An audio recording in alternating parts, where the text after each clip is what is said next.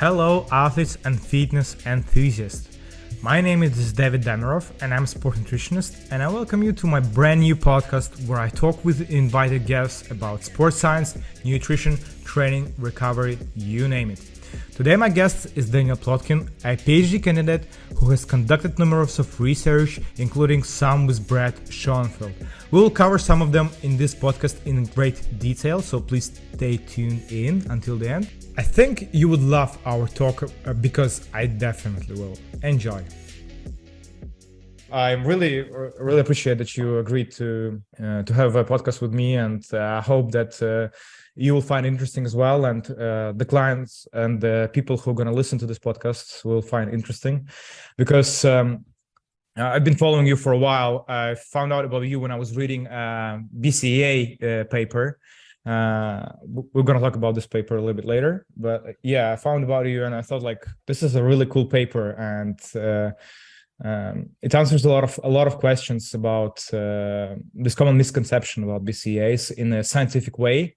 And this was exactly what I was looking for. So I thought about like reaching out to you and saying how good this paper was, and that's how we started to follow each other. And I find what you do really interesting, because I've stopped a little bit in terms of academic progress just yet. I stopped a little bit sooner. So I've finished my bachelor and master's degree in UK, and you're progressing with your PhD, which is thing that I'm a little bit scared of, and maybe we'll do it someday. But yeah, we'll talk about it as well. But let me introduce you first. So, and correct me if I'm wrong, because I've collected this information from the internet, which is not always right, as we know. You have eight published papers and with almost 19K reads and about hundreds of citations. So your main area of research is focused on the architecture of a muscle, the metabolism of the muscle, the training adaptation of the muscle in terms of biochemistry, biology, like how it changes, and when you put different types of load. At the same time, based on the paper that I already said, BCA, you have like also interest as me in supplements.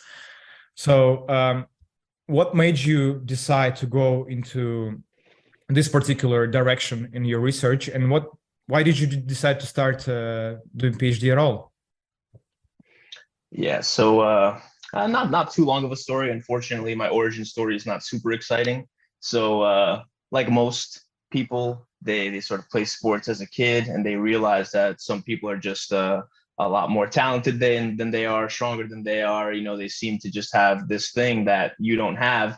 And so you start looking everywhere for how do I get better, stronger, faster, and sort of try to compete with these freaks. And so I wrestled in high school. Unfortunately, I didn't start wrestling earlier, and I was already a little bit behind because I started late. And so I tried to find papers and look for stuff that helped me on my way to competing with those freaks. So learning to cut weight, learning to unfortunately dehydrate myself more than I should, learning to lift weights in order to get bigger, stronger, faster was my initial motivation. Obviously, there was also the aesthetic component. So everyone wants to look like a superhero when they're younger. I shouldn't say everyone, but most little kids, you know, they see Superman and they see those muscle magazines and they just want to look like a freak. So I had two sort of motivations that went hand in hand, where I wanted to look good and I also wanted to compete well in the respective sport and try to get an edge. I think the first time, which is, I think, kind of funny, the first time I ever heard of PubMed was my senior year of high school, where Charles Poliquin actually mentioned PubMed out of nowhere to Tim Ferriss. Tim Ferriss was asking him where he gets his information. And he said, "Oh, PubMed." And then I was like, what the hell is that? So I looked into it and I was like, whoa, there's like a trove of studies where people care about figuring out how is muscle regulated, how best to, structure your programming for different performance variables. So I don't know if Charles Poliquin would be the archetype of scientific, he definitely veered away sometimes, but he was definitely he paved the way, I think, for a lot of strength coaches. So I'll give him that. what made you think that looking at scientific Mhm. papers is actually a reliable source of information?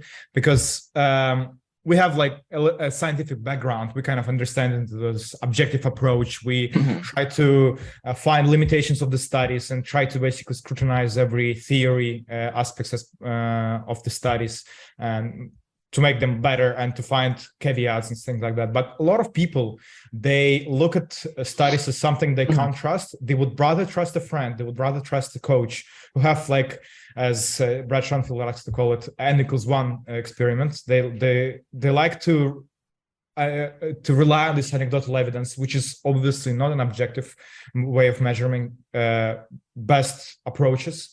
But what made you choose science and what made you trust into scientific approach, and why do you think it's important? Yeah, I think sort of getting into the philosophy or the epistemology of science, like there's certain people who you will never convince that science is the way to assess whether something is effective because they don't have the same epistemic viewpoints as you do. If you can't convince someone that isolating a variable and trying to see what happens on a group level and apply it to the individual afterward, then you're sort of never going to be eye to Yeah, eye with that person. So it really just depends on whether the person is willing to accept that we can isolate variables and we can look at things in a systematic fashion and rule things out, put things in, find mechanisms, and then take all that information and turn it into uh, actionable things that people can do to make themselves better, then we're never going to see eye to eye. They're going to say, oh, I'm an individual. I can see that my friend got jacked off of this pre-workout, so I'm going to take it. If they can't see the flaws in that, then you're sort of never going to see eye to eye. So I think meeting people where they are, especially if they're clients, makes a lot of sense in terms of if they're not willing to sort of look at the hierarchy of evidence and accept the hierarchy of evidence epistemically, then you can meet them where they are in terms of, okay, well, how about these people who did this and they got the same result, or sort of trying to find a way to, maybe slowly introduce some scientific concepts and question their beliefs without hammering them with like, this is the hierarchy of evidence. Anecdotes are very low on the yeah. hierarchy. And, so I try to not be too dogmatic about it when speaking to Yeah. people, but I do think that systematically looking at an issue and trying to isolate variables and trying to see the way forward through there, even though there are definitely issues and individualization, stuff like that, which I think we'll sort of talk about later, is a problem in terms of the technology we have and the way we generally, at least in exercise science, probe questions is hard to do in terms of individualizing for specific cases. If that You makes know, sense. when I try to talk with this kind of people, I would, because they judge by experience, by personal experience. I would say like, okay, that's the study, right? They have like, let's say 20, 30 participants. That's the experience of this 20, 30 participants that's been looked from outside, they've been blind, though they didn't know. So they have like, this is experience as well. So you like to compare experiences, right? So I'm telling you, this is like, it has even, maybe not even one study, it has like meta-analysis with hundreds of participants, and that's the approach that shows to be the best approach. And you're putting you neglect this completely and say that this one participant, which you're referring to, probably like your personal experience or your friends or some other authority, you kind of put this into more value than you put this hundreds of people just because you don't know them, right? But Yeah. the other people we're not going to talk about, but there are other people who completely do not believe into science, and they think that it's all been corrupted and Fabricated. yeah, fabricated, and there's big corporations The, behind it, and every single research has an incentive of selling this shit, and Yeah, I wish we had that kind of money in our lab currently, but unfortunately that's just not the case. Usually it's yeah, pretty we hamstring together funds in order to look at things we're interested in. And sometimes we do, many times we work with industry in order to get those funds, but there's definitely bunch of other things you want to look at, methods, how you really want to probe how they looked at the question and then decide from there, rather than saying, oh, the funding came from this source, we could just dismiss the evidence completely. And to your point, that's a great point. Like, all these people in studies are people, and those are all individuals, and they're, to layer on top of that, the placebo effect is super real. So your friend, could have about the placebo effect, this study that I always bring up when the conversation about placebo, that still shocked me like a lot. We know about the psychological effect of placebo. There is a physiological effect of placebo as well. There is a study where they compared the effect of caffeine and placebo. So they basically did standard double-blind randomized control trial of caffeine and the placebo, where they ran on the treadmill and they measured the fat oxidation.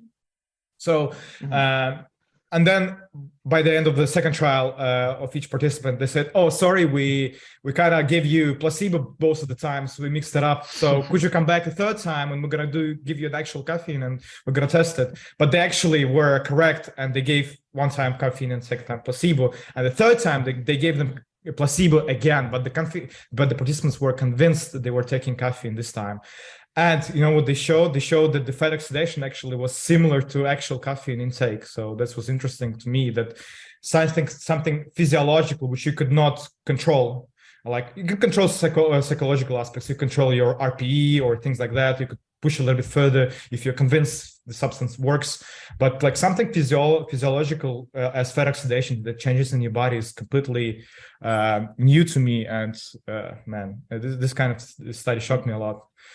Yeah, there's definitely an interplay with psychology and physiology for sure. I think one study, which I want to see replicated, showed that testosterone and placebo performed similarly, which was absolutely bonkers. But I do not think that will be replicated personally, but it does exist. So why not? Because of his ethical questions, or why? Oh, I just don't. I think if the study was done again, I'm just skeptical of the results. I don't think placebo is that powerful. But maybe I could definitely be wrong. I'm definitely, I draw a line somewhere in terms of how powerful placebo can be, but there is definitely an interplay between physiology and psychology that people dismiss. And this is why we need to do the scientific studies and have a placebo group and look at the effects above placebo. So talking about the placebo, if you come into any supplement store, probably first supplement will be whey protein, and the second one is BCAAs, and they would rarely have EAAs. While you know that there are 20 amino acids and 11 of them are essential, and EAAs are kind of all of these 11 essential amino acids, while BCAAs are only 3 essential amino acids. And there are some conditions where you would not drink whey protein, but you would rather pick EAAs. So where would BCAAs come into play? Why do you think it's such a... So sometimes you would come into this supplement store and you would not see ECAs at all. You would see a big tile of BCAAs. What does the science says about BCAAs in terms of muscle hypertrophy and muscle strength, and why do you think it's such a popular supplement in the market? Yeah, why it's popular is an interesting question. Maybe I'll dive into that after. I know less about that because that's more of a historical question rather than a physiological question. But in terms of the evidence on BCAAs, it is very sad that it is the supplement that's super popular, that gets reached for a lot more often than EAAs, because leucine is one of the 3 BCAAs. So there's leucine, isoleucine, and valine. And that specific amino acid is involved in signaling for muscle protein synthesis. And there's a threshold at which you need to hit a certain leucine in order to get that muscle protein synthetic response. So the theory was that if you can have that signaling, then you would have a more robust anabolic response, a more robust. Yeah. What is the threshold? A threshold is a point at which you'll reach the peak response, and then above that, you're not going to have a further response. So below it, you will not maximize anabolism, and then once you reach it, you do maximize anabolism. So there's back and forth in the literature as to where exactly it falls, but the general consensus is that for young, healthy individuals, it's between 2 and 3 grams of leucine. And the problem with this Per meal, right? per meal, yeah, per sitting or per bolus. So if you upregulate the signaling, but you don't have the building blocks, you don't go anywhere. So essentially, let's say I'm in a bar and I got into a scuffle with 50 people, and I call all my friends. I say, I start screaming, and I only have 2 friends. It's not going to help me that I'm screaming really loudly, right? Like only those 2 friends are going to help me, and those 2 friends aren't enough against these 50 people. So the same thing here. You have the leucine that's doing good signaling, and there's a lot of studies that look at, all right, you see an upregulation of mTOR, you see an upregulation of all these anabolic signaling markers, but they're not measuring muscle protein synthesis directly. So there's a disconnect there where the signaling is there, but the building blocks are not present. And those building blocks are the EAAs, all the essential amino acids, the ones you were talking about, the 9 essential amino acids that we can't produce ourselves and we need. So if anything, that leucine after a certain point could actually be limiting those other amino acids in terms of for transport into the muscle. So there's even some studies which use arteriovenous differences in order to look at muscle protein synthesis that showed a decrease in MPS from BCAAs. I think the majority of evidence points toward the fact that there is an upregulation, just not as much upregulation as EAAs. But there's even some evidence that there's a downregulation in muscle protein synthesis from BCAAs. So there's. Why do you think is that? What if you would speculate? Why would you think BCAAs would be? What scenario would they downregulate the signaling pathway? Yeah. So if you look at there's 2 main times where you'll consume BCAAs.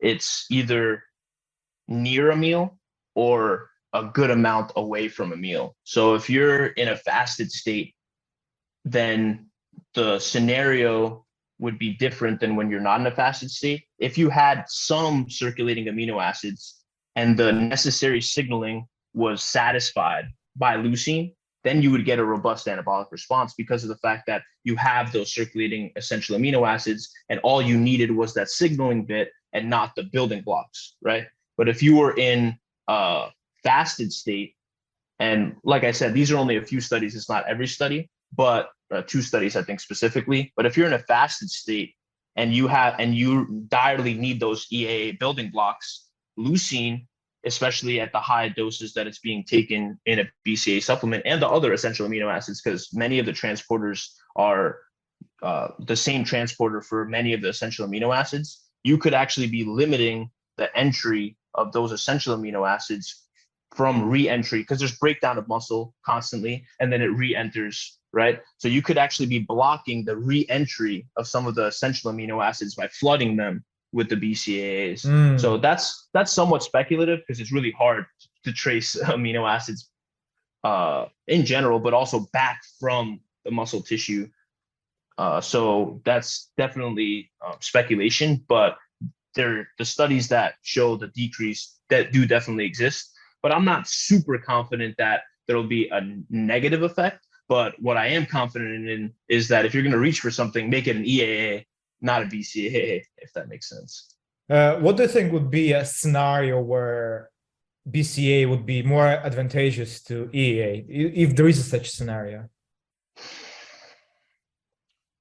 In the context of anabolism, like building muscle, I do not think that there is a scenario. I think that there's some maybe in terms of availability, in terms of digestion, anything like that, or EAs are free form anyway. It doesn't matter if it's 11 of them or 3 of them, they come into your bloodstream and into your muscle the same speed. Yeah, I think that I couldn't think of an instance where they're both digested super easily. They're both readily available. I mean, the only instance would be, unfortunately, EAAs are just hard to get. It's hard to get your hands on them sometimes. I'm like, what the hell? Like, it's really annoying, actually. Man, So yeah. I was trying to make that joke after you finish, yeah, because sometimes it'd be a scenario because when you choose between nothing and BCAs, you'd probably go for it, man. Probably go But yeah, BCAAs if not, between nothing and yeah BCAAs. I'd probably go BCAAs. But luckily, we did a study I think a little while ago before I entered the lab here at Auburn, and we have like a closet full of EAAs, and yeah. so yeah, so we're chilling. But the rest of you guys can figure it out. I'm kidding. Yeah, man. Tell me about it. Yeah. So somehow sometimes it's hard to get certain supplements, especially in some other Yeah. countries, if you know what I mean. And that's like a big reason why. So like the big reason why we wanted to do the review is just to.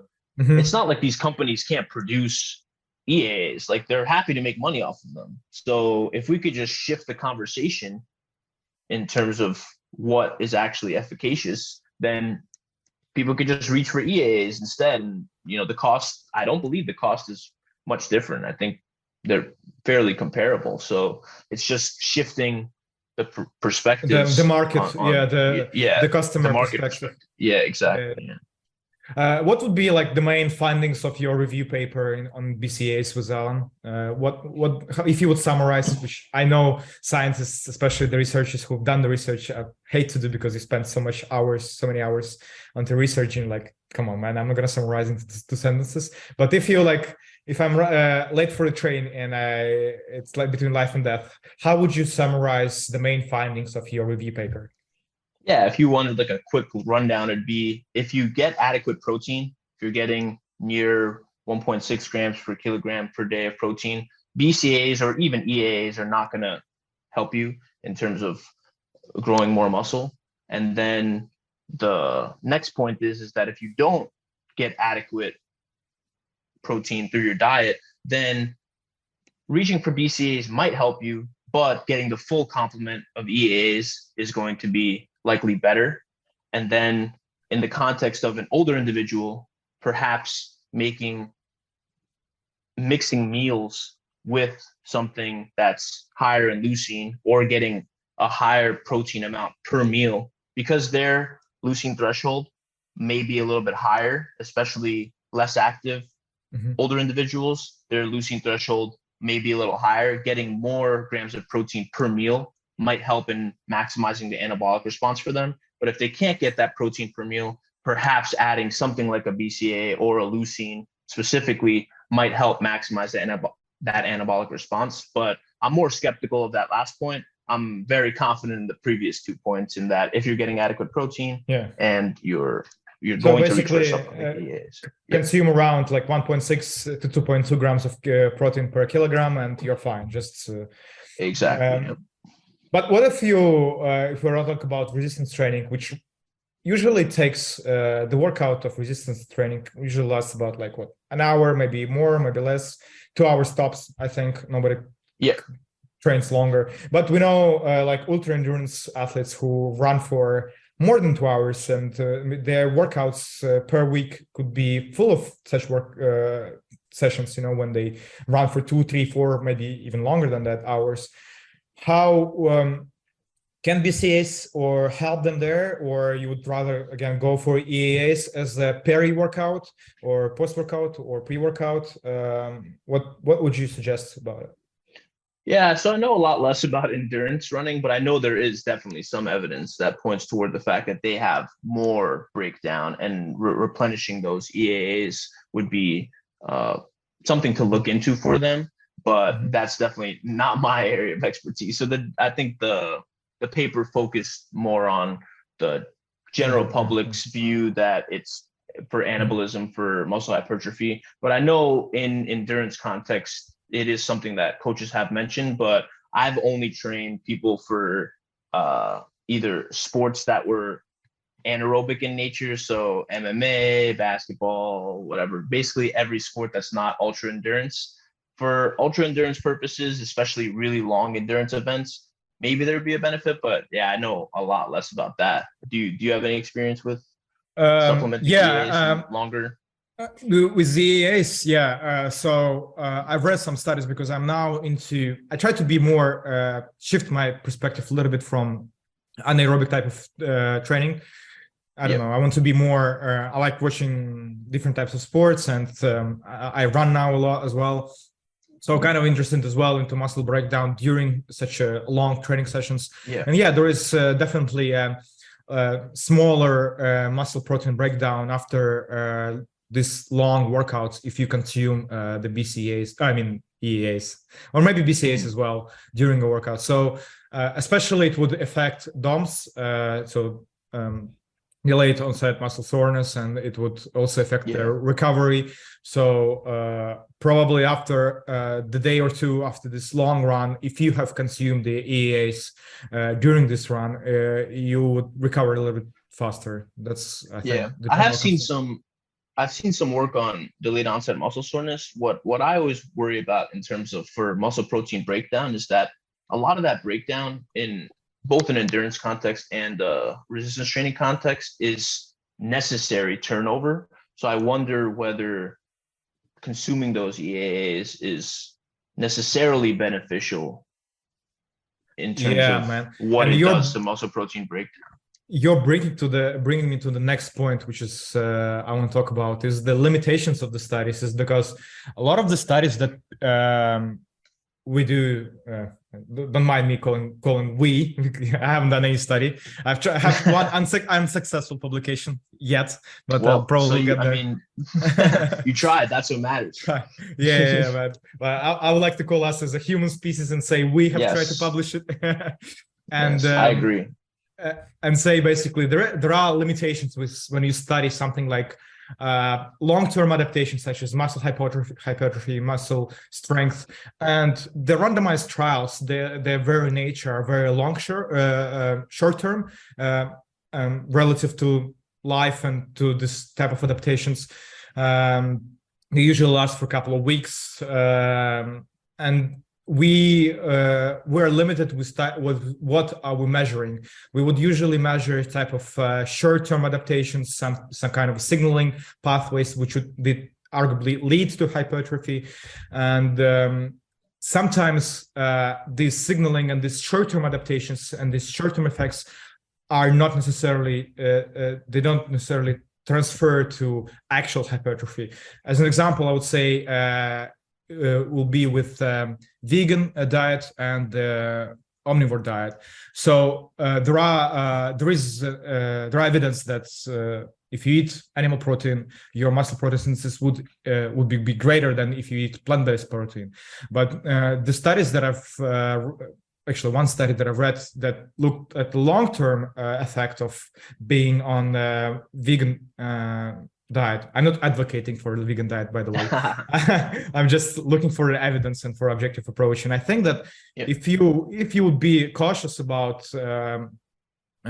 what type of protein you choose with vegan type of sources, protein sources, in long term, you would be more or less at the same ballpark as omnivore athletes, give or take.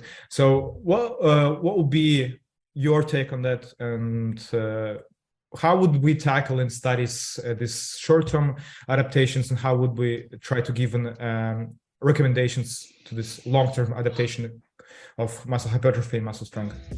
Hi, just to remind you guys, this podcast is designed to promote my upcoming nutritional service called Foodie U. Foodie U is an app that is being built by a nutritionist, myself, to make it easier for users to receive personal meal plan.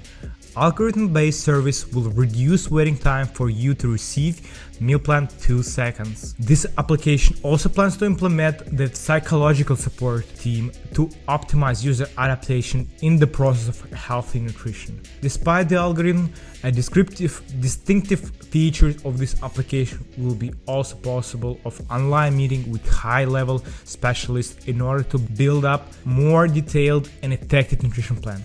Also, users will have access to their online library with educational articles, books, and guides where knowledge about nutrition, health, and fitness will be stored. Users will also receive detailed recipes with an integrated interface and a shopping list according to their personal meal plan.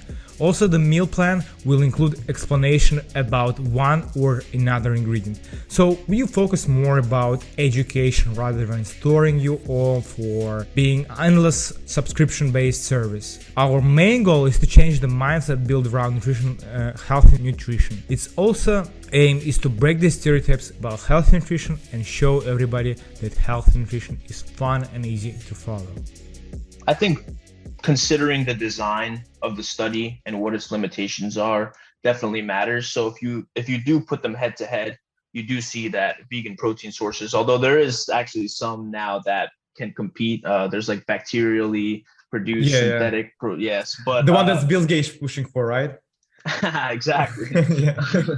I think Dr. Stu Phillips recently did a study on that protein and found that the anabolic response was similar to meat or a full complement of EAAs. Yeah. So, but if we just look at different study designs and try to sort of bring all this evidence together, a picture sort of emerges. So the boluses that they're giving people when they measure the muscle protein synthetic response are in isolation. So you give someone 30 grams, 40 grams, or of protein, or 12 grams plus EAA, you would have to look at specific study designs and try to piece them together and try to create a story. There's definitely going to be known unknowns and unknown unknowns. So unknowns that you know that you're not measuring and know that you're not accounting for, and then some things that you just simply don't know that you don't know. But I think you can create a story. It's kind of an inception right there, man. Yeah. So I think piecing together everything here, you can create a story that makes sense. So if you measure the muscle protein synthetic response from a less complete protein in isolation with one single bolus given, then you see that there is a difference in anabolic response. But in the real world, people are mixing different types of plant proteins, and the digestion at which those occur is slower because they're eating other things in meals with those amino acids, and that slowing of digestion might give them more time to complement those half of the EAAs with other EAAs. So taking one isolated picture of just comparing one to the other is not exactly what happens in the real world, which is not a slight on the study. The study is looking specifically at, all right, we want to isolate this variable, see what happens, and then we'll make judgments past that and make practical considerations past that using this information. So the information is the principle or the finding and isolating, and then you take that information and you apply it by saying, okay, well, what happens when you add food that slows digestion? What happens when you pair amino acids from different vegetable sources? What happens when the person is an endurance runner or a different context? So it's definitely not something that you want to, oh, this study showed this, I need to automatically apply it. You need to think about, all right, what context did this study do this in? And how long did they measure the muscle protein synthetic response? Who was the population? What did they give beforehand? Were they fasted? And so on and so forth. So it definitely needs to be contextualized before you make, it's the same. The same nature occurs with glycemic index. A lot of people who just start learning about nutrition, they would rely a lot about glycemic index, and they might be referring to correct data, like saying like this food is more glycemic than this food. But we know that we don't consume food. We usually, with this type of experiments, we would ask participants to come fasted. So the amount of glycemic response, or with protein case, it's muscle protein response is so much greater than it is in real life, because in real life we'll probably have consumed something 2-3 hours beforehand. We consume this particular meal and we consume it with something else. So just looking at the paper, some people like would say like, look, this study showed that the white bread shows greater glycemic index, so we should avoid it. First of all, that's a separate issue that we should even moderate glycemic index, but just with limitation of the study, I think it will be great if we would, in abstract, would put something with practical implications involved, because sometimes the abstract is just introduction to two short sentences, methodology, results, and then the conclusion. So just raw data. Well, there is no interpretation of the studies, And people would just open an abstract and they would say, okay, so plant-based protein is probably less superior because it showed less of a protein response. So therefore, we should avoid it, and it's less superior to animal protein. But we know that it's not the case with the things that you've already explained. Could you maybe outline some other variables that in ideal scenario would prefer in terms of muscle protein synthesis, in muscle hypertrophy and strength? How would you conduct a perfect study where you would try to be practical, but at the same time we could look at the longer picture, longer adaptation of muscle hypertrophy? What would be the variables to look at no matter what we are testing? Yeah, so the ideal, there's always limitations because anything you do is gonna, unless you could pull people into a metabolic ward, control every single thing they ate and control all of their activity and literally just try to control as many variables as possible. Ideally, they'd be twins, groups of twins. And so you account for genetics and everything like that. So there's no perfect study, but the studies that can generally get at more practical questions. So sometimes you're trying to isolate mechanisms, but sometimes you're trying to look at, all right, practically, what would happen if we did this?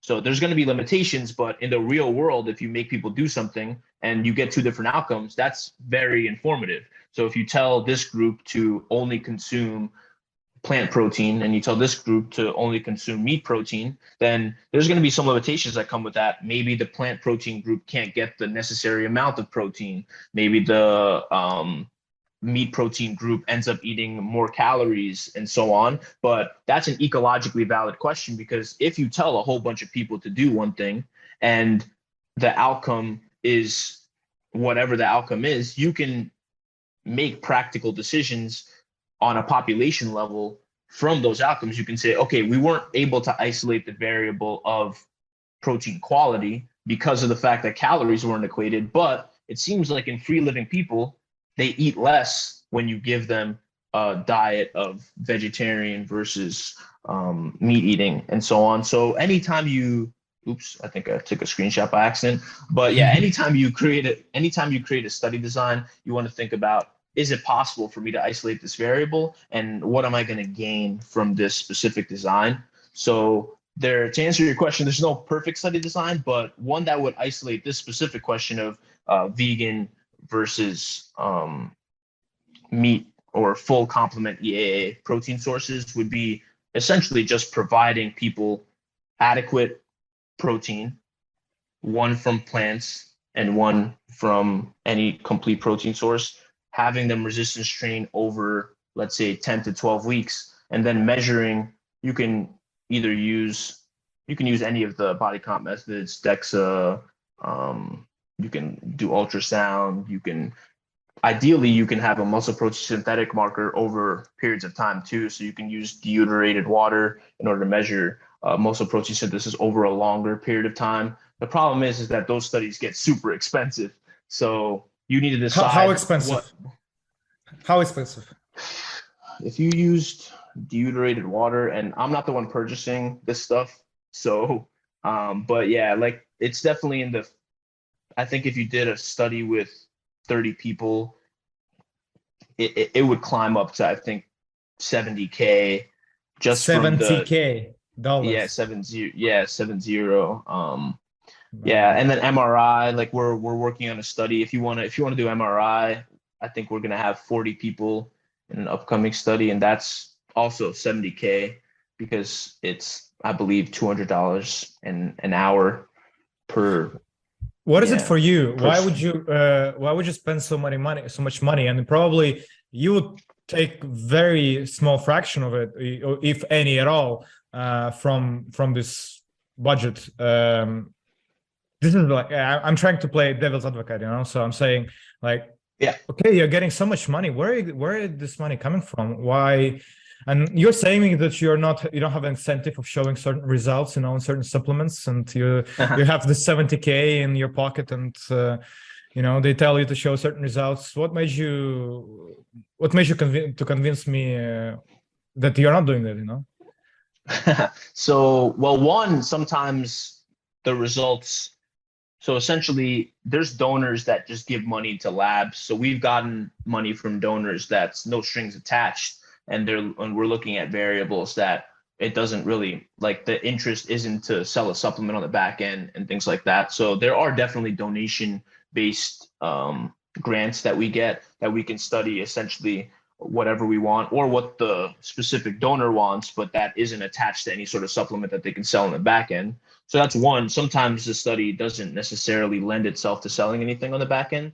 But the second piece is that you just need to have integrity and put in place things that would not allow you to unduly affect the results. So we all have our biases, and the company definitely has a bias that's giving us the money. But if we say, here's what we're going to put in place, the researcher who's doing the scans, the ultrasound, let's say, is blinded to who received the treatment versus the placebo. So let's say let's just say it's creatine. The creatine company wants us to look at a different, type of creatine, and they give it to us. They give us a good amount of money, and we decide to study it. We upfront tell them this is what we're going to do, and baked into that cake is how we account for potential biases. So the blinding of the researcher doing the measurements, and that's really the biggest component, the blinding. But there's certain things that just really can't be done in terms of, like, for resistance training studies.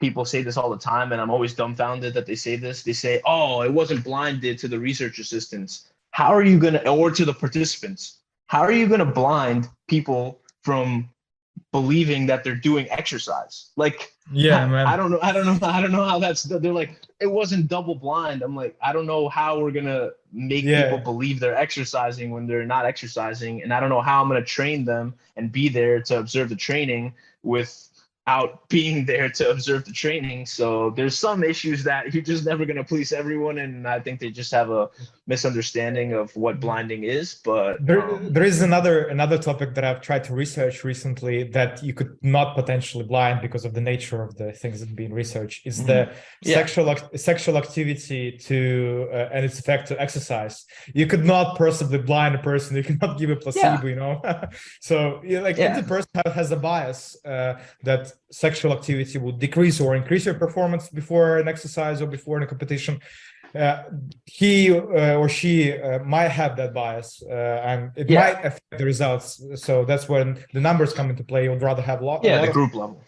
And but there is just certain nature with certain things that we measure. As you said, with supplements, it's pretty much simple. You just double blind it. You just give starch as a placebo. It's with creatine especially, it doesn't have any side effects. So the participant has no way to understand if he's taking placebo or not. Like with beta-alanine, it's a little bit different.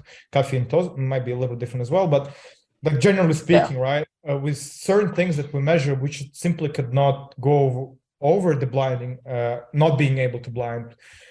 That's the thing we should consider, but we should not neglect the studies. This is evidence still, Yeah, I mean, there's always going to be limitations, but I don't think personally that is a significant limitation in terms of them knowing that they exercise. Why don't you think this is not significant evidence? Don't you think that this bias would potentially lead to a lot of skewing the data and maybe not being objective in terms of performance by the participants?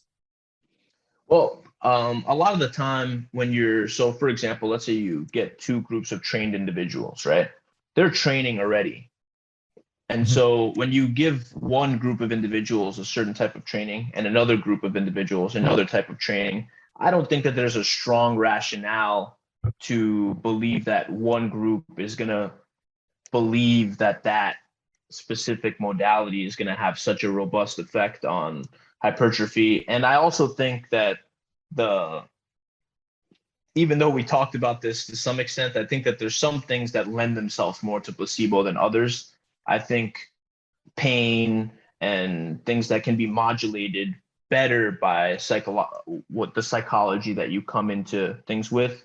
I don't think that hypertrophy is as modifiable with a psychological background than some other variables like that lend themselves more to psychology. Mm-hmm. So I think those two things, one, that you're two groups of people who are already exercising, that you're just giving two different types of exercise to, and two, that I don't think that placebo lends itself as well to harder outcomes, for lack of a better term.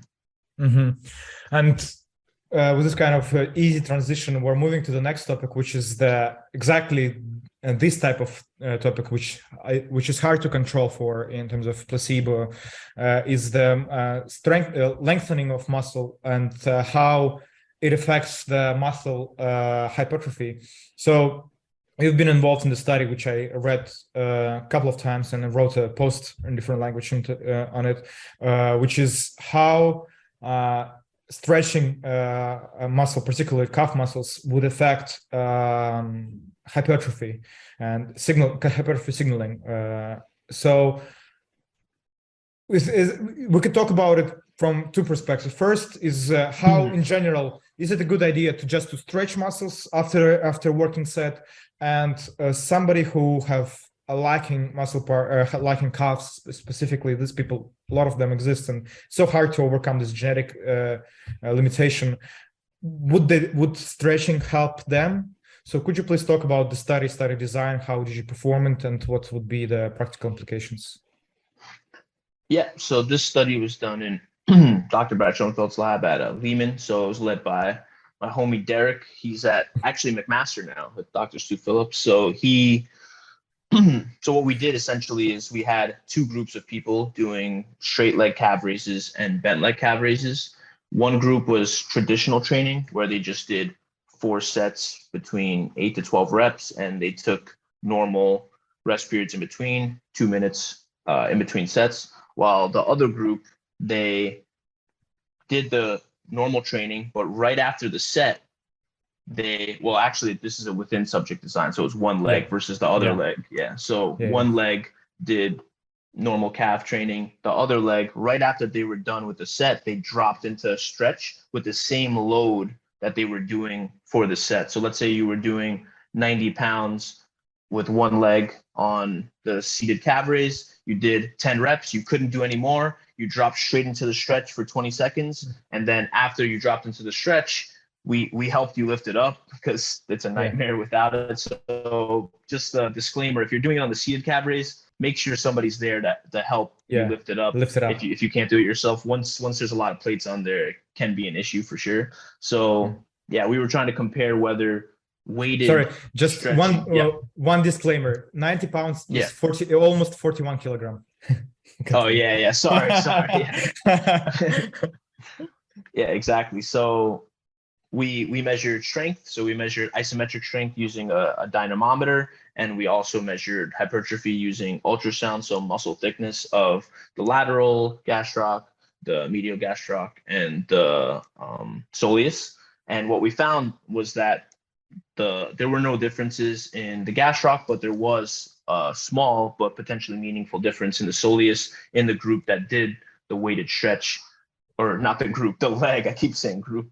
The leg that did the weighted stretch. And there's a lot of speculation as to why that potentially occurred. But the one speculation that I'm not sure I totally buy yet is that the soleus is more slow twitch compared to the gastroc, and having that time under tension that was significantly greater might have contributed to the extra anabolism that they experienced. Yeah, there were I was surprised. So to read the explanation to why that happened, there was very brief explanation, maybe two sentences about it, but because these differences have occurred, why they have occurred, and there are only a couple of sentences. So I was like, how do I word it, to sound it to make it sound good, and why would you? For me, I don't know, because you're more into muscle architecture, into muscle differences, into types of muscle fibers.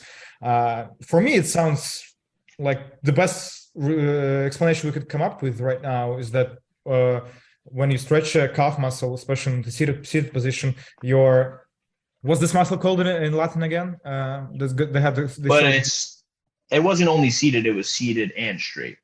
And seated and straight. Yeah, okay. yeah.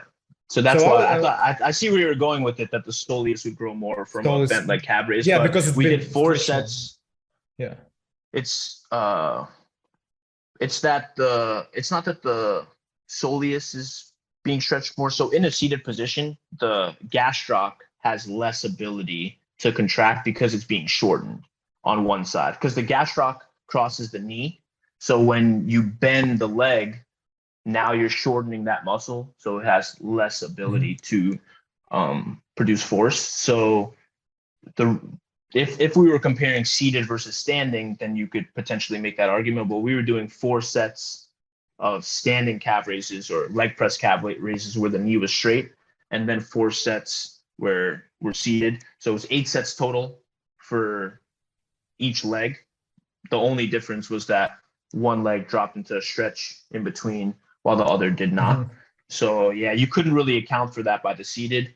But to sort of try to answer your question in terms of why it was like a short line and we just threw it out there, is that when you do a study like this, it sort of goes back to what you were saying. We're looking at differences, outcome differences, but we're not really getting at mechanisms. We didn't look at signaling. We didn't look at what was going on architecturally. And so when journals want us to speculate to some extent in the discussion as to why things occurred, so that way we can beget other studies, but it was a very loose speculation. So we're not confident in the assertion just yet. I think we need more evidence in order to that's say. Why it's called speculation. Yeah. That's why it's called speculation. Exactly. But would you come up with? I don't think that we would at that stage. Again, given my lack of experience and knowledge into it, I don't think I could come up with any other logical explanation today than this. You know. Yeah. But would you think? Would you think that for next study, just to check if one muscle would have effect in terms of like knee when the knee is flexed or not, do you think we would find a better result if we would do just one exercise, so 8 sets into seated leg raises, or 8 sets into raised into standing heel raises? So what do you think? In terms of the design, you mean one with the weighted stretch afterward? I mean, like, so you did where you would do 4 sets into seated position and 4 sets into standing position, right? Don't you think that it would? So you say that when you're seated, you're which muscle again? You're shortening the gastroc. The gastroc. Gastroc is short. Gastrocnemius. So let's say that we only do standing just to cross out this variable that this muscle is shortened. Do you think that it will be a good type of hypothesis to do a further study to check the speculation or not? But this is kind of the same question. Are you trying to isolate whether standing or seated with weighted stretch is better, or just standard or seated alone? I'm not sure. So you do just what standard, design you're thinking. You do just with the weighted stretch. Yes, with the weighted stretch. So standing weighted stretch versus seated weighted stretch. Yeah, that'd be a great way. See maybe if like this position of the knee actually affects certain muscles or the calf or not. Yeah, I think. Yeah, so that would be a great next design. So essentially, you do one group standing calf raise, they drop into the weighted stretch, and the other group do the seated calf raise, they drop into the weighted stretch. And if you find that only the seated group got the benefit from the weighted stretch and they got more soleus growth, then potentially you're looking at something that is specific to a certain muscle or fiber type. So that would help isolate. There's some issues with that design, just like there's issues with every design, but I think that would help in getting at the question, because the problem is that the soleus is still involved in the standing as well. So how to sort of traverse that, Yeah, man. I'd have to think about it for a bit. Yeah. So Yeah, it's man. not But super here you straightforward. are. People are, yeah, Yeah. Here you are. yeah, Here's the study design that we just produced. So yeah. whoever is listening or watching it could, give it a go. Yeah, um, exactly. what would be the practical implication again? So I'm the one. I'm not the one, but let's say I'm the one who has problems with calves, who has skinny calves, and I've seen your calves. You do not have that problem. So yeah. My friends, several of my friends do have this problem, especially this. For some reason, maybe you know the reason. In terms of race, I don't know if there is an actual correlation, but I find it based on my subjective observation that Black people tend to have thinner calves. Do you think there is like genetic predisposition or not? And how would it help for people who are lack of calf muscles to improve this particular study? How would help them to grow their calves? Yeah, so in terms of just to sort of get the question of the length of the calf out of the way, I think the longer Achilles, and especially in Black people, does actually help in running performance and jumping performance, especially explosive type activities. But in terms of calf gains and the genetics surrounding that, it seems very clear that some people are more gifted in that arena. It's been really hard to isolate what genes are involved. I think there's a lot of work being done, but we're really in the infancy of being able to predict. There's certain negative predictors that are a little bit more robust in terms of, all right, if they have these genes, they're probably more endurance oriented and probably less likely to hypertrophy. And even that is a bit speculative in terms of there's exceptions to the rule in terms of people that have those polymorphisms and still have, they're still jacked, for lack of a better term. So would you suggest yeah. for people to do underload stretch after a set? Yeah, I think it's you always want to think about the downsides of doing something and the upsides of doing something. When we piloted this data and actually training participants, there's not a drop off, or at least not a dramatic drop off in reps when you do the weighted stretch in between, even when we standardize time in between sets. So if you think about the cost benefit and what's going on at the level of the muscle, I find it hard to believe that if the person's doing the same amount of reps afterward and they're getting that extra tension in that lengthened position, which we know is hypertrophic, that there's going to be a significant downside. So in my head, it's only upside and very little downside. So I think that especially if you're struggling with it, but even if you just want to, try out a new technique. I have one comment about it. I actually don't agree to some extent because of the, if you think, like if you train chest, for example, and if you stretch your chest after every set, I think there are studies. I haven't looked into them, but I think there are studies where they would stretch a muscle after sets, especially not under load, and they would show decrease in power or decrease in strength, or probably both. If you stretch a muscle after a set into next sets, is it true? Is it valid point? Yeah, so power is definitely more affected by stretch than strength. Strength is affected to some extent, for sure, but you need to think about context as well. So one, I do believe that that's something that could super easily be measured in the individual in terms of, is there a rep drop off? You go in one time, you do the weighted stretch, you standardize the rest period and see if there is a rep drop off. So that's something that you can look at individually and see whether that's happening in you. And the second thing is that, so like for the chest, there might be a difference in the time. So for example, let's say for the calf, in order for the calf to recover fully between a normal set for the average person is about a minute, right? And we use 2 minutes. So if we did the weighted stretch plus the rest period, it might have been enough rest that the weighted stretch didn't have a negative effect on the reps. But for the chest, it might be a different story. It might be that the amount of time, because of the composition of the chest and the fact that the soleus is super slow twitch and all that kind of stuff, might be the composition of the chest or the architecture needs a bit more rest. So in order to not have a rep drop off in a muscle like the chest, you might need more time in between sets, and you need to decide what that cost benefit is probably for each muscle group. Not take this as like, oh, I could do a weighted stretch on every muscle and not experience any rep drop off. I'm very confident that that won't be the case. We were actually surprised when we didn't see any rep drop off on average. There were definitely people who did have and they were suffering and they had a rep drop off, but on average we were pretty surprised just from what we saw that there wasn't a significant rep drop off. But you get what I'm saying with the threshold, where it seems like calves recover pretty quickly between sets. So the fact that our rest periods were robust enough to potentially account for the weighted stretch period might have allowed for that rep drop off to not occur.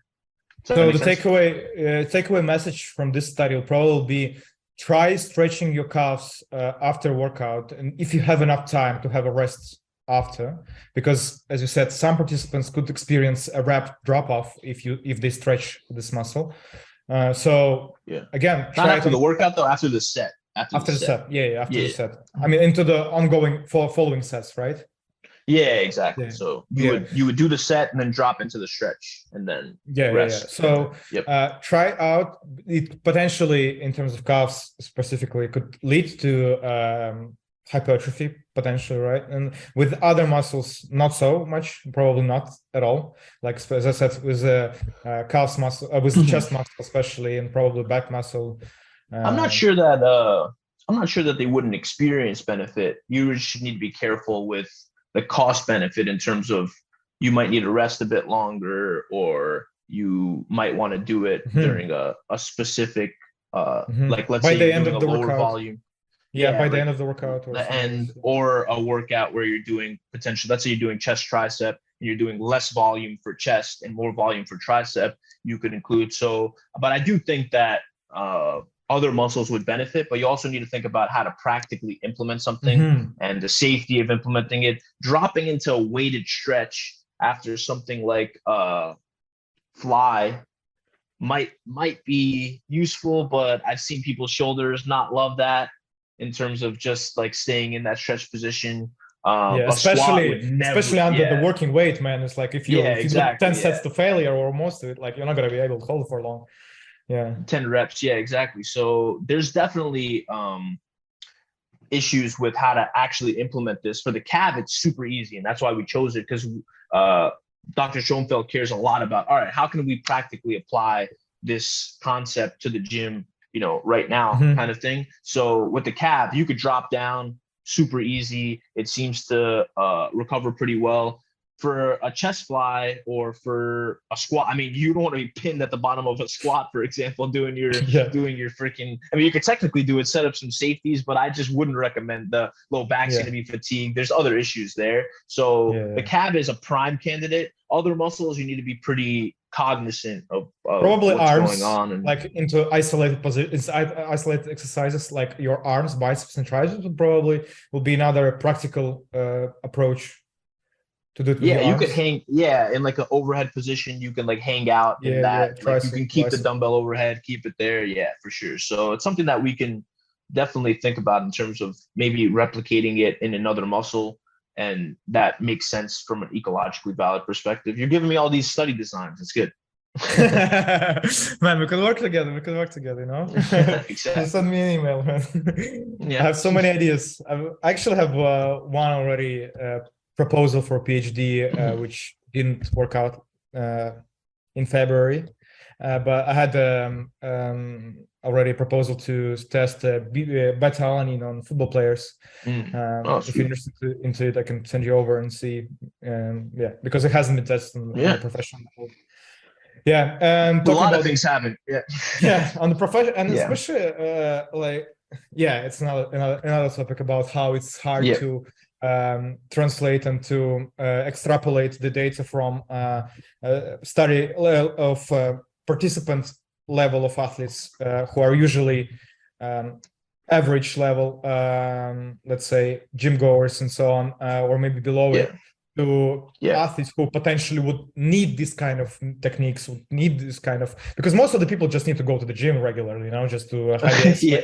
heavy weights, and just they'll be fine. Like a lot of this kind of Mhm. methods will be only applicable to people who are already tried it all, you know. And Yeah. I think that's a good point, but also going back to the limitations and designs and stuff like that. Many times, I mean, humans are humans.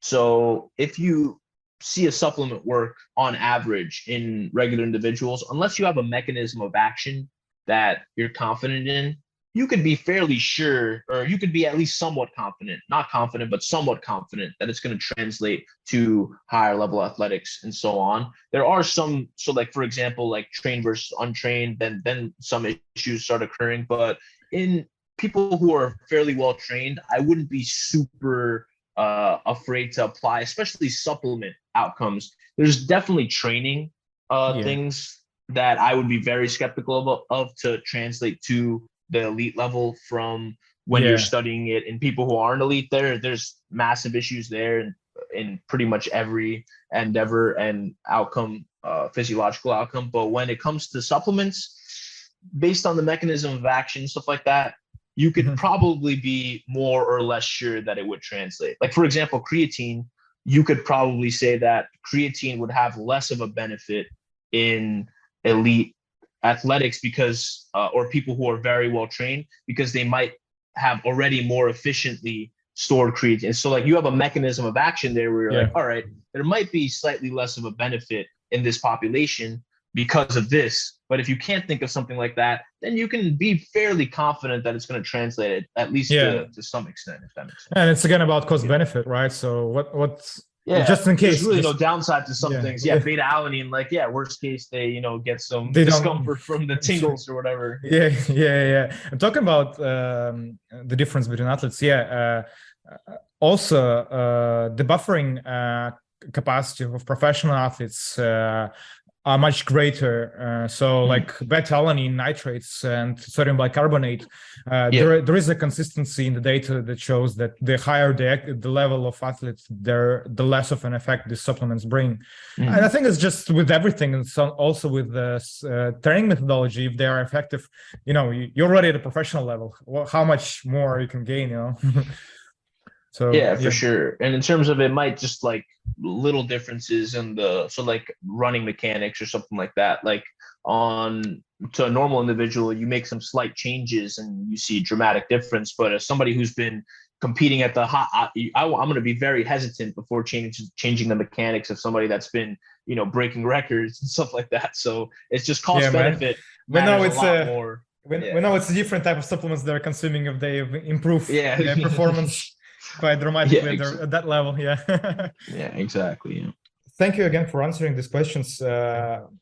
I really appreciate it. Like, it means a lot, like giving so much of valid information and actually helping for others, like to better understand science, better understand things that they're doing. And I like listening to podcasts myself, and sometimes like listening to somebody who are doing the research is probably not at the same level of hierarchy of evidence as reading their actual studies, but I think if we can choose between doing nothing and listening to studies, is probably like if you're on the way to home or in the gym doing cardio, don't listen to podcasts while doing weights. But if you're just on the trip or somewhere, listening to podcasts is such a good idea. And thank you again for coming over. I think it will actually help us to promote science. That's the main point. Thanks for having me on. It was fun. Last question, actually. Sure. Well, somebody, like, my personal question. So I want to start doing PhD, as I said at some point. I like academia, and I like the science in general and approaches, and just the language of the way it's been is communicated. What advice would you give for people who want to start a PhD, and what's your personal experience? What's your do's and don'ts and pros and cons? So this would probably be a better question to ask me when I'm done with my PhD, and then I can just, talk shit and say all kinds of, bad things about how it didn't work out for me and now I'm a garbage man and all that kind of stuff. But I'll try to give my 2 cents. So I think Deciding, you mean like deciding whether you want a PhD, or people who already decided they want to do the PhD and things that would help them sort of Like, prepare? I'm the one who's done a Yeah. master's. Let's say I haven't done a master's. Let's say Yeah. I've done only a bachelor degree, and I could have Okay. a chance, like some people who want to start a PhD or thinking about PhD Yeah. in general. What is this experience is like to you? Yeah. So I think in terms of my experience, it's been amazing. So I've got to work with, Dr. Brad Schoenfeld, who is just doing a lot of good work in hypertrophy. And I've Mhm. never met someone more passionate about answering practical questions in hypertrophy than him. And then my current mentor, Dr. Mike Roberts, is just brilliant, has a super good understanding of molecular, and he helps sort of traverse the molecular and the applied side. So I personally am super passionate about the subjects, and I couldn't envision myself not taking it to the end in terms of seeing how are these things actually done, and taking that information and using those techniques in order to try to answer questions that I have.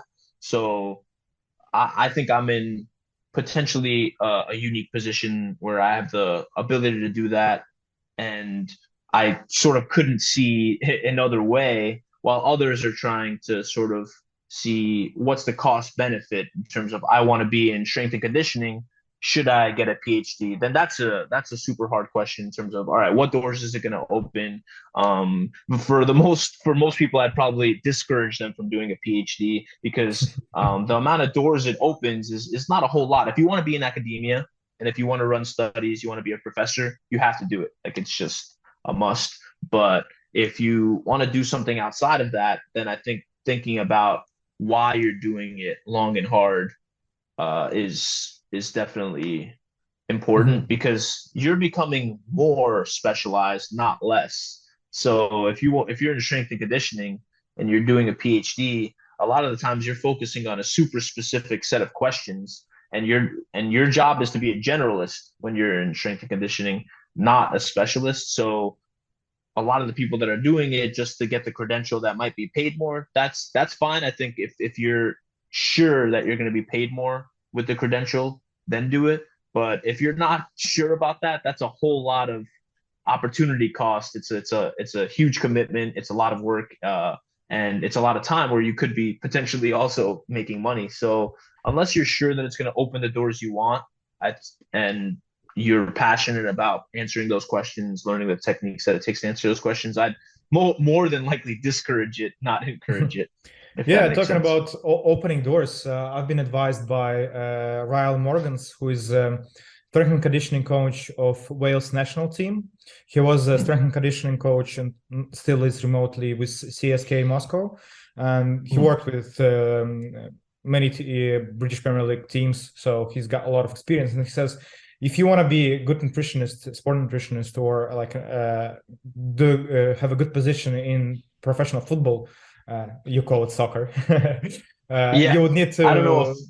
if you mean the one where we throw the ball, right? No, I'm Yeah, kidding. yeah, Go yeah. on. The one where you Yeah, throw the ball and you call it football. yeah, Yeah, exactly. yeah. Yeah, you would, he says that you would need to do a PhD to be a good to open up this career path to be in professional sports. So yeah, and if you look at the people who work there, most of them do have PhDs. Yeah. Yeah.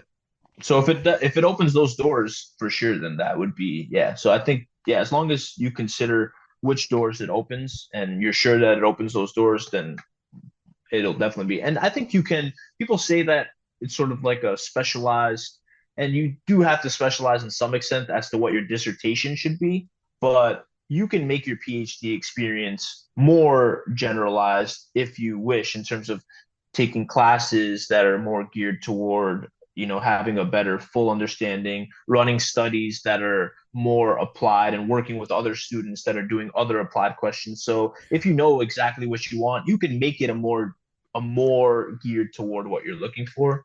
There If is a that, new way yeah. of doing PhD is PhD by publication. If you've heard about it, it's like when you publish around 10 studies and then basically a thesis comes in from this. So we don't need to go do any coursework. You just publish studies basically. What do you think about it? I have heard of it. I think Alan was considering. I think Brad was. pushing Alan to consider doing something like that, because obviously he has a ton of publications. And what do I think about it? I think it really just depends on if your goal, like what is the goal of the PhD? If the goal of the PhD is to learn techniques and run the studies, then you're not going to be really learning. It depends on how much of an active role you had in the studies, in my opinion. If you had no active role in the studies and you just contributed to writing the papers, I would be more hesitant to say that they would be as deserving as someone that was, putting in the Yeah. work and then the long hours. And it might just be a personal bias of mine. I'm like, I'm suffering for this, and then And then some that guy person just finishes the contributes conclusions. and you'd be surprised what little you have to do in order to get your name on a paper sometimes, in terms of like Really? the contribution, because it's like a personal decision to some extent by the researcher who's running the study. So there's some that are really rigorous about who, and some that are not. So I would be hesitant because of the fact that you could potentially get situations where, let's say I'm a researcher and I'm tenured or whatever, and you're my buddy, we just got along, and I want to help you out. I just put you on a whole bunch of my papers, Yeah, and man, you help out a bit. I'm not gonna. He already promised this, So, exactly. We'll talk about it off air, but Yeah. essentially, I Name don't. your price. Yeah, exactly. So I don't. Yeah, I'm a little hesitant. I'd have to see like what are the details, how much involvement did they have to have, do they need to take comps, because there's tests that are generally involved in the PhD progress process that show that you have a commensurate level of understanding and all that kind of stuff. So I think it can be done, and I love that kind of stuff, like in the trenches type stuff, where, all right, if you're producing work and you're involved in the studies and you're doing all that stuff, you should be deserving of the title and get all that comes with it. But I would have to see what goes into that before jumping on the bandwagon just yet. Yeah, man. Thanks again to have the time to talk. It was really important for me and really interesting information for me. I think we're going to conclude with this here. And thank you very much for coming. And if anyone would want to listen to us talk again, if you have any other questions, please leave them out in the comments, and we will probably try to answer them some other time. Thank you. This is it. I really enjoyed talking with Daniel, and I hope that you did too. My favorite part was when we talked about hierarchy of evidence and how do you have a discussion with your client or friend who would rather trust a personal experience than really rely on piles of scientific evidence. If you like this podcast, please leave a like and subscribe to my channel, and to know about FoodieU upcoming updates and when new podcasts are coming out. Thank you, and stay tuned for more.